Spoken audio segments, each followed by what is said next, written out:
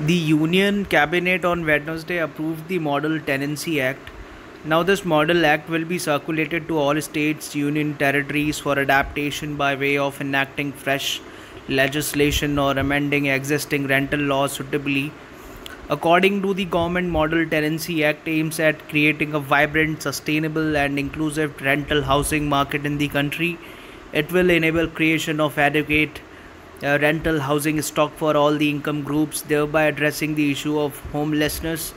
Model Tenancy Act will enable institutionalization of rental housing by gradually shifting it towards the formal market.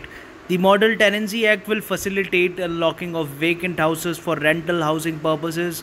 It is expected to give a fillip to private participation in rental housing as a business model for addressing the huge housing shortage. The press release issued by the government reads: the stated objective of the Model Act are to establish rent authority to regulate renting of premises, to protect the interest of landlords and tenants. Third, to provide speedy adjudication mechanism for resolution of disputes. The key takeaways are enhanced rent to be paid by tenant if he refuses to vacate after tenancy period expires. Security deposit limited to 2 months rent in case of residential tenancy. Third is information about tenancy agreement to be given to rent authority, which will be conclusive proof of the fact. Fourth, rent control tribunals to dispose cases appeals within a period of 60 days. Landlord and tenant definitions. Landlord means a person who receives or is entitled to receive the rent of any premises on his own account. If the premises were to let to a tenant, it includes a successor in interest and a trustee or guardian or receiver receiving rent for any premises or is entitled to do so receive on account of or on behalf of or for the benefit of any other person such as minor or person of unsound mind who cannot enter into a contract. Tenant means a person by whom or on whose account or on behalf of whom the rent of any premises is payable to the landlord under a tenancy agreement. This includes any person occupying the premises as a subtenant and also any person continuing in possession after the termination of his tenancy. No person shall let or take on rent any premises except by an agreement in writing. No person shall, after the commencement of this act, let or take on rent any premises except by an agreement in writing, which shall be informed to the rent authority by the landlord and tenant jointly in the form specified in the first schedule within a period of 2 months from the date of tenancy agreement. This shall be informed to the rent authority by the landlord and tenant jointly within a period of 2 months from the date of tenancy agreement form given in Schedule 1 of the Act. This information provided shall be conclusive proof of the facts relating to tenancy and matters connected therewith. In the absence of any statement of information, the landlord and the tenant shall not be entitled to any relief under the provisions of this Act. Now, coming to enhanced rent to be paid by tenant if he fails to vacate the premises at the end of tenancy. Every tenancy entered into and after the commencement of this act shall be valid for a period as agreed upon between the landlord and the tenant and as specified in the tenancy agreement. The tenant may request the landlord for renewal or extension of the tenancy within the period agreed to in the tenancy agreement, and if agreeable to the landlord may enter into a new tenancy agreement with the landlord on mutually agreed terms and conditions.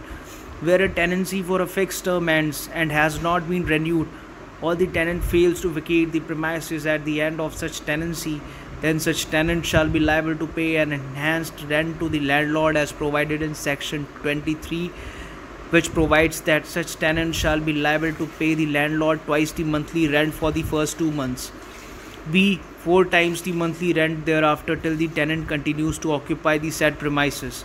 Limits on security deposits. The security deposit to be paid by the tenant in advance shall not exceed 2 months its rent in case of residential premises and not exceed 6 months rent in case of non-residential premises. Now, coming to grounds for eviction. A landlord can file an application for eviction of tenant before rent court invoking the following grounds. So coming to first non-payment of rent, the tenant does not agree to pay the rent payable under Section 8. B. Non-payment of rent arrears. The tenant has not paid the arrears of rent and other charges payable in full as specified in subsection 1 of Section 13 for 2 consecutive months, including interest for delayed payment as may be specified in the tenancy agreement within a period of 1 month from the date of service of notice of demand for payment of such arrears of rent and other charges payable to the landlord in the manner provided in subsection 4 of Section 106 of the Transfer of Property Act 1882. C. Parted with possession. The tenant has, after the commencement of this act, parted with possession of whole or any part of the premises without obtaining the written consent of the landlord. D. Misuse of premises. The tenant has continued to misuse the premises even after receipt of notice from the landlord to desist from such misuse. E. Repair, construction, etc.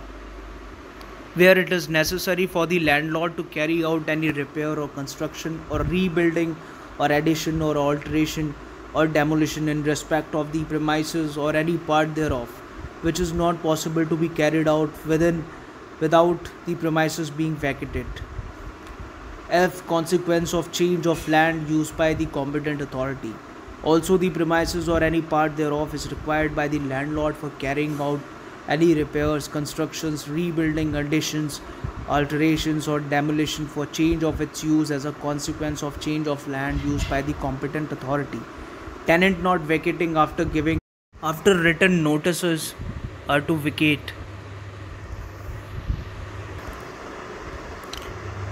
The tenant has given written notice to vacate the premises let out on rent, and in consequence of that notice, the landlord has contracted to sell the said premises or has taken any other step, as a result of which his interest would seriously suffer if he is not put in possession of that premises. H. Structural alterations. The tenant has carried out any structural change or erected any permanent structure in the premises let out on rent without the written consent of the landlord. Now coming to functions of rent authorities. The rent authority has to, within 3 months from the date of its appointment, put in place a digital platform in the local vernacular language or the language of the state, union territory, for enabling submission of document by landlord and tenant. The rent authority thereafter has to provide a unique identification number to the parties and upload details of the tenancy agreement on its website in local vernacular language or the language of the state and union territory within 7 working days. In case of any dispute between landlord and tenant regarding revision of rent, the rent authority may on an application made by the landlord or tenant determine the revised rent and other charges payable by the tenant and also fix the date from which such revised rent becomes payable. Where the tenant is unable to decide to whom the rent is payable during the period of tenancy agreement, the tenant may in such case deposit the rent with the rent authority in such manner as may be prescribed. No landlord or property manager shall, either by himself or through any other person, withhold any essential supply or service in the premises occupied by the tenant. In such case of contravention of these provisions, the rent authority, after examining the matter, may pass an interim order directing the restoration of supply of essential services immediately on services of such order upon the landlord or property manager. Any person aggrieved by the order of the rent authority can prefer an appeal to the rent court having territorial jurisdiction, rent courts and tribunals. Other provisions deals with constitution of rent authorities, rent courts and tribunals, and procedure that should be followed by them. The rent court, or as the case may be the rent tribunal, according to the model law provisions, shall endeavour to dispose the case as expeditiously as possible, not exceeding a period of 60 days from the date of receipt of the application or appeal. Now coming to exemptions allowed, the Act does not apply to the following: A. Premises owned or promoted by the central government or state government or union territory administration or local authority or a government undertaking or enterprise or a statutory body or cantonment board. B. Premises owned by a company, university, or organization given on rent to its employee as part of service contract. C. Premises owned by religious or charitable institutions as may be specified by notification by the state government, union territory, and administration. D. Premises owned by Waqf registered under the Waqf Act 1995 by any trust registered under the Public Trust Law of the state and union territory for the time being in force. E. Other building or category of buildings specifically exempted in public interest by notification by the state government and union territory administration. However, if the owner and tenant of the premises referred above agrees that the tenancy agreement entered into between such landlord and tenant be regulated under the provisions of this act, such landlord may inform the rent authority of the agreement to do so.